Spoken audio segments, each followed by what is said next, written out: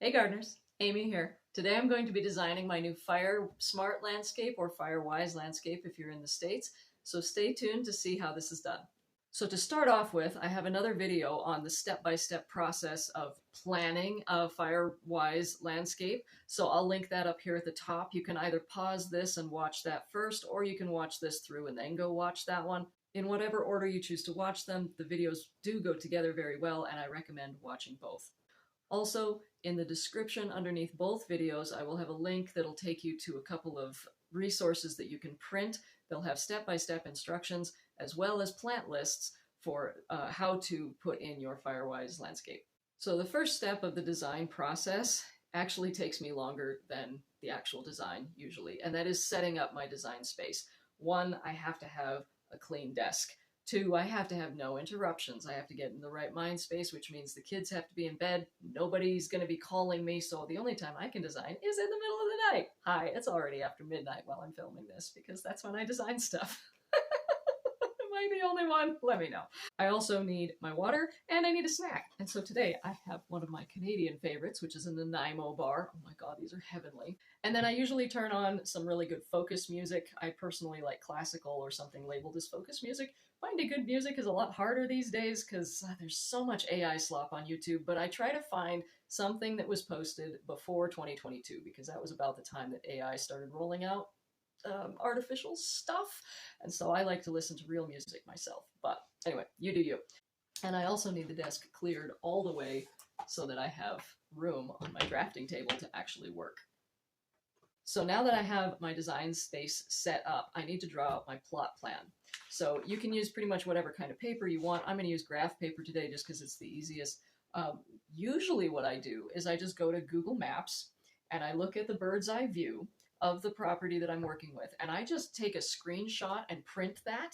And then I can trace the outline of everything, including the property lines. And then I just make multiple copies of that plot plan and I can sketch on those and just throw all kinds of ideas out on paper so that then I can refine them and come up with a final design. The problem I'm running into is the satellite image of my property is really blurry. I can't even tell where the edge of my house actually is. So I'm just going to estimate using the measurement tool on Google and just draw it. So to do your drawing, obviously you need some kind of paper. You're going to need pencils. You're likely going to need a ruler. This is the same tackle box I've had since college of all my design stuff, all my drafting tools.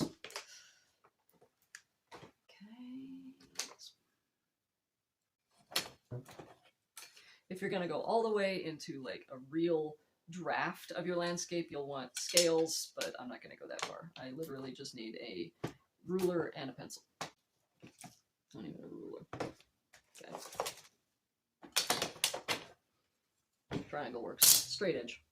If you're trying to do your drawing to scale, make sure you notate somewhere what that scale is. So mine is 2 squares equals 5 feet. So you could draw out the whole plot plan if you want.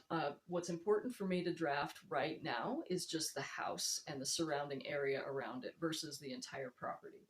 So my house, according to Google, there's 2 ways to get to the measuring tool. You can either hover over this box in the corner and then click more, and then the measuring tool is right here.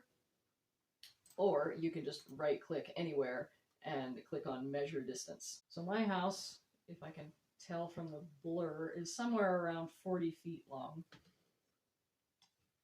And I happen to know it's about 10 feet from the property line. And again, you don't have to get super detailed in this part of the process either. So what I have is 5, 10, 15, 20, 25, 30, 35, 40, because the house is approximately 40 feet long, and then it's approximately 30 feet wide. So 5, 10, 15, 20, 30.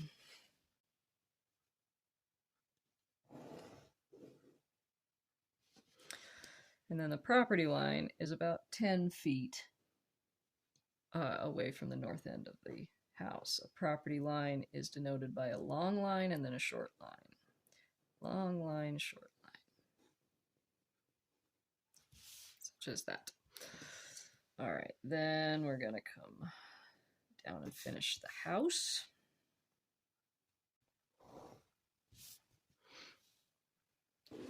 Now, the existing deck is about 8 feet-ish. So 5, 10, this would be 7.5, close enough. So I'm just going to put it right there. And it is there, and it goes to about here.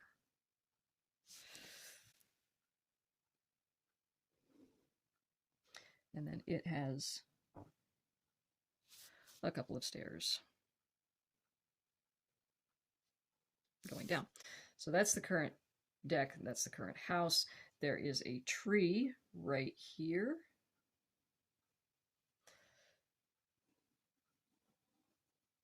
Which quite literally grows like that. And then there is a rock wall down here.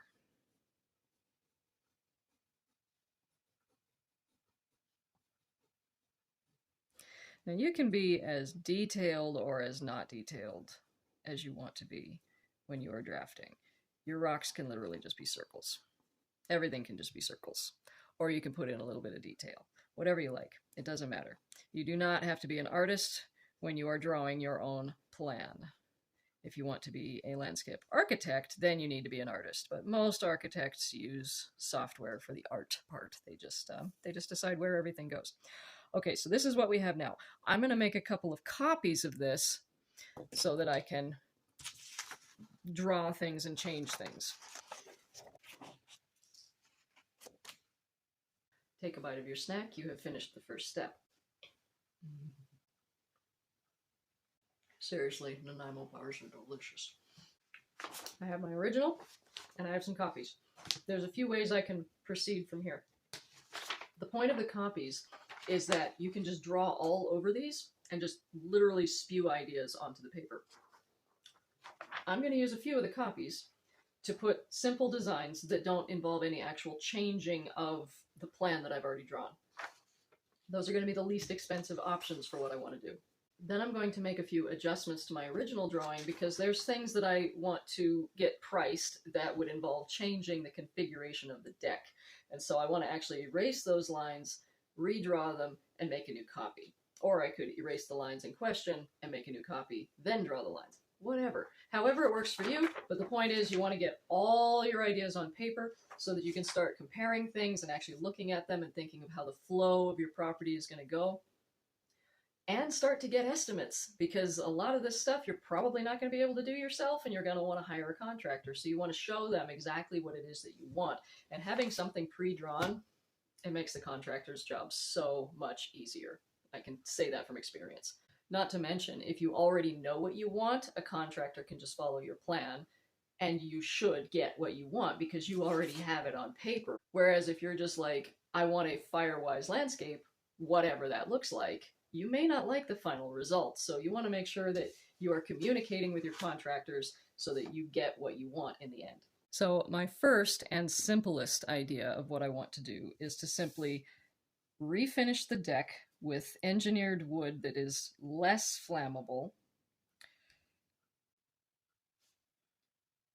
I just realized there's this cutoff thing and the deck is probably actually there. So this is actually an important point. I just realized that I missed a part of the shape of the house. There is a corner on this side of the house that is more like this. It's a diagonal corner, and the deck actually comes off of it like this here. So in this case, because I have already printed this and I hate wasting paper,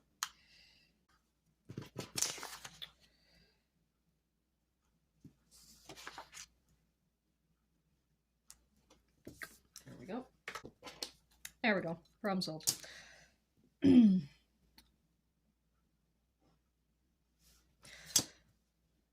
And I'll have to do that to all my other copies as well. Now, I don't know how many steps I'm going to need on this side. I know I'm going to need more than on this side because it's quite a long drop over here. So it's probably going to have to go farther down.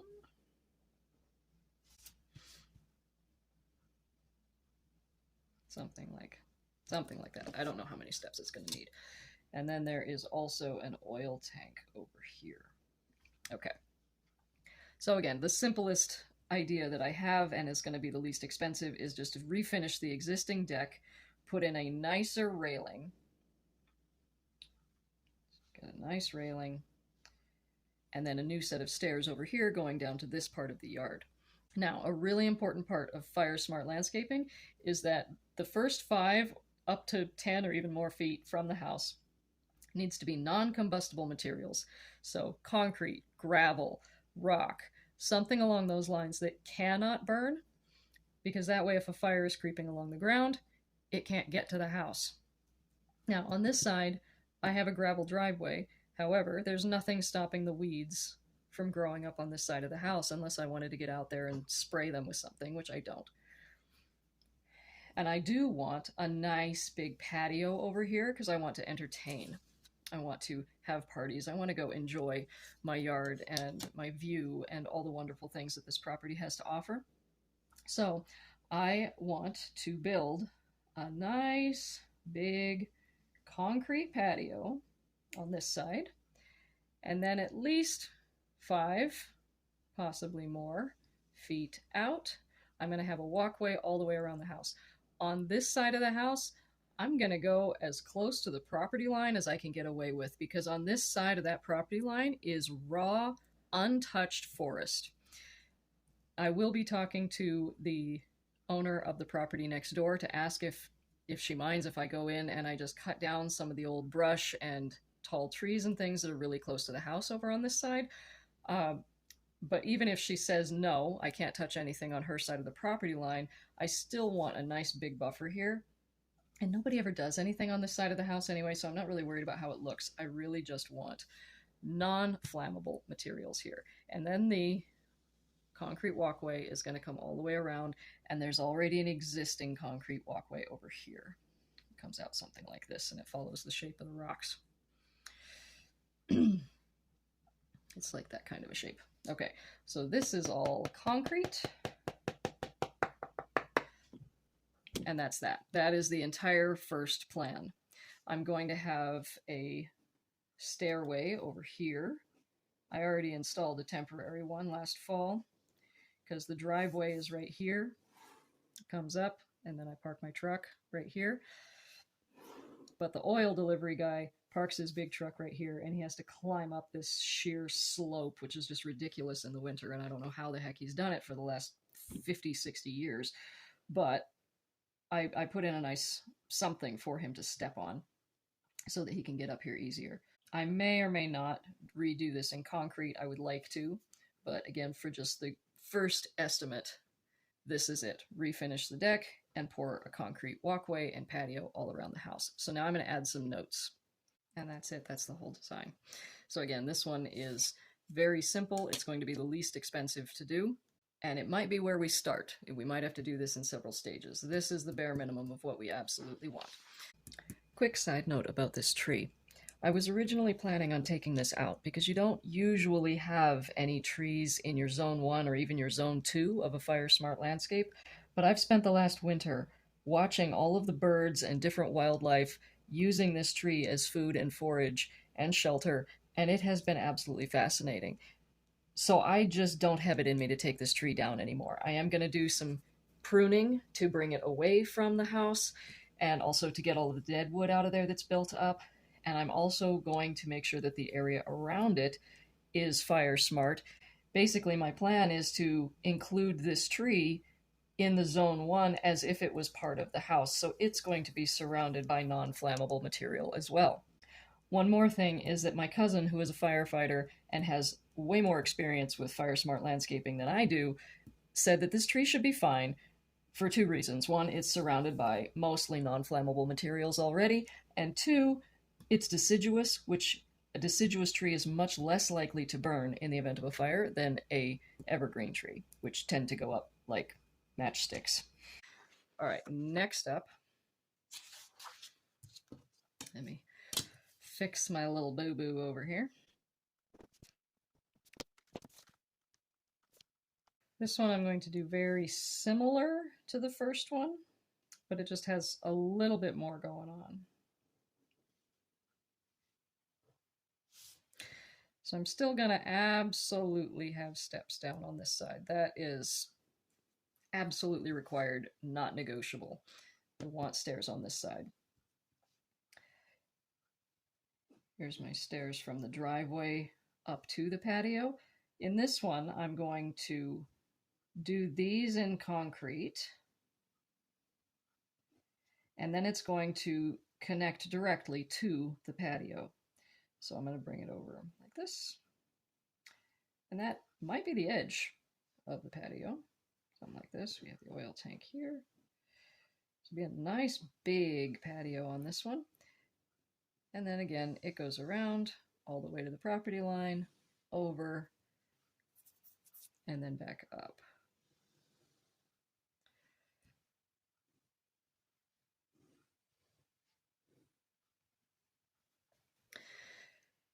Now, the other difference that I'm going to add into this one is that instead of just the new rail, I want to have a couple of taller poles to have almost a pergola type thing going on so that we can hang a mosquito net here. So I would need a taller post here, a taller post here, here, and an independent post or some kind of hook or something going on here.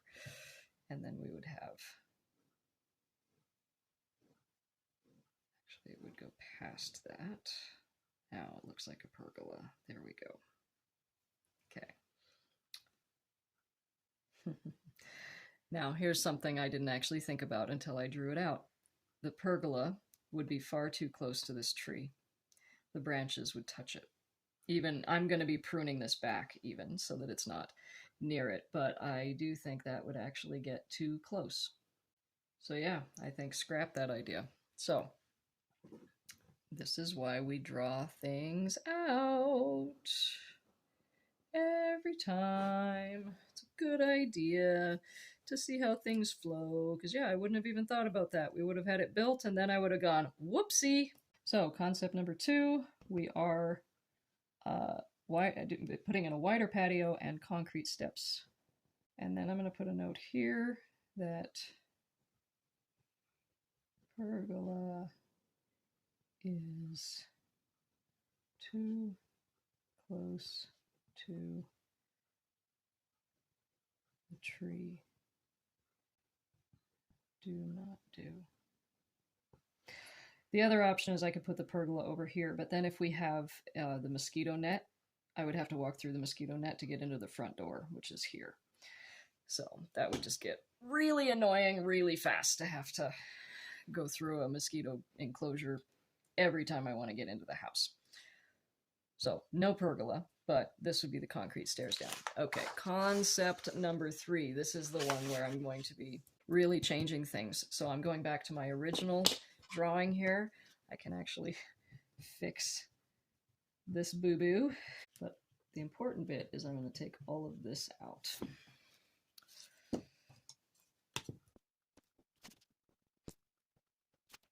Said I'm still going to have stairs on this side. That is non-negotiable. I'm actually going to install a ramp. And so what I want to do is the ramp is going to be at least 3 and probably 4 feet wide by the time we include railings and stuff. So I'm going to come all the way out to 4 feet. I don't know the slope because it's like 1 inch per 12 inches, and I'm not sure where exactly it would line up. That's an engineer's job, not mine. I could do that math if I wanted to, but I'm not gonna. Again, if you're the customer, you don't have to worry about this. You just want to draw out your concepts. DN stands for down. And then it's the contractor's job to do the math that's involved. I believe I had to, in order to make it fit on the rock wall, I had to like bring this in at an angle, and here, and then here. Something like that. A friend of mine pointed out that by adding a ramp intentionally, it increases the property value, makes it more useful, especially if we ever want to rent again and a tenant needs one, increases the rent value, and I might as well do it now while I'm doing all this other stuff. Also, The appliances in this house are getting really old. We anticipate that they will start breaking soon, and we're going to have to start replacing appliances. So even just for that reason, this is going to make getting things in and out of the house so much easier. But I don't want to walk up and down a ramp every time I come home because I am capable of doing stairs. So I'm going to still have the stairs, they're just going to be farther out. And then the landing is right here. I thought about having the ramp come up to whatever height it was at, and then turning and then coming up the rest of the way. But then the stairs would still be here, and then I'd still have a ramp, which would get awkward for an able-bodied person. So the ramp is just going to come up to the same height as the deck from here, and then the stairs off the side. And I get all this extra square footage of the deck, which is super nice. I'm very excited for that. Don't know if we'll be able to afford that, but there it is. And then we're still going to have a nice, big, wide patio. Oops, I drew that line wrong. Again, it's okay. Doesn't matter that much. These are early concept sketches. Now, on this side, I now need to have at least a 5-foot radius around here, and I want my patio to come out even past the ramp. So it would be more like out here.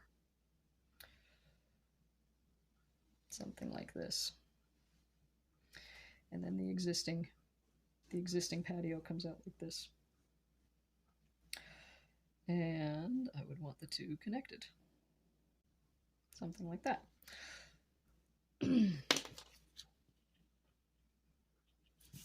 I'm leaving this line because that connects what's existing to what's new. And then I would still have new rails. So I'm going to make a copy of this and then write the concept stuff up at the top.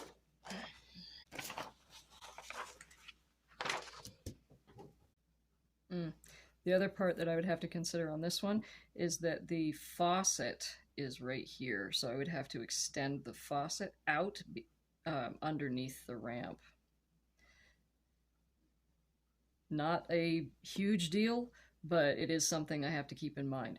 Also, the ramp would actually add a little bit of storage. That'd be nice under there. I could put some yard tools or whatever that I didn't need right away, but didn't want to take all the way to the tool shed. I could put them under there. That'd be nice. That's really the only difference. Okay, and so each one of these concepts builds on the previous one. So I'm also going to add a note so that there's no question that everything from concept number 1 is still included. This one doesn't necessarily have everything from concept number 2 because it doesn't have the concrete stairs. Actually, I should just draw it that way. That would be easier. It'd be easier to bid if everything just builds off of the previous thing. So there we go. All right, there it is. Those are my 3 concepts for the area right around my house. This is the zone 1 of my Fire Smart landscape. All right, have another bite of your snack and a drink of water because we are done. Now, this is just the zone 1 of my Fire Smart plan. I am eventually going to go out and start designing zone 2. I'm probably not going to get quite as detailed as I did in this one because I'll be doing it all myself and I don't need to get bids, but I have a contractor coming tomorrow, so I need to make sure these are ready. Beyond this, I'm going to have flower beds, I'm going to have trees, I'm also going to have a lawn. Now, fire prevention is not the only thing I'm considering with the rest of my designs. I'm also considering what plants are native and what plants will benefit pollinators that are here in my area.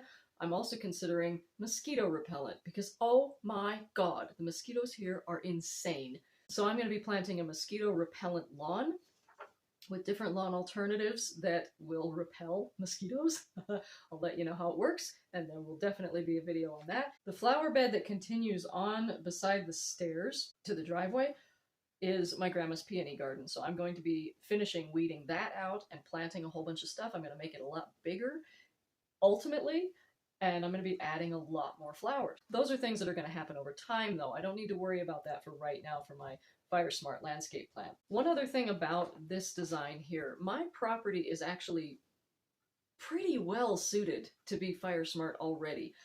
I don't really need to do much. The only major change I'm doing is replacing the very flammable, very old 2x4s that are making the deck with engineered wood that's less likely to burn, and it's also less likely to splinter, and it won't need to be stained or sanded, and there's no maintenance, which is awesome. That's really what I want here, is no maintenance, no splinters. And two is adding the concrete around the house. That's really the biggest thing, is the buffer. But one side already has a gravel parking area, and another side already has the gravel driveway. So that's 2 out of 4 sides that are already pretty well fire-wise. The third side is lawn, and I don't water the lawn here, but like I could add water if there was a fire as a concern. It's really this forest up at the top is the only thing I really need to deal with. But I hope you found this enjoyable and valuable, and I hope that it is helping you see like what the process is of designing any landscape. But in this case, it's mainly a Firewise concept. Again, if you haven't already watched that other video, check it out up here. If you have any questions at all, leave them in the comments down below. If you enjoyed what you saw, make sure to subscribe so you get more content like this in your video feed every week. Thanks again for watching, gardeners. I'll see you in the garden.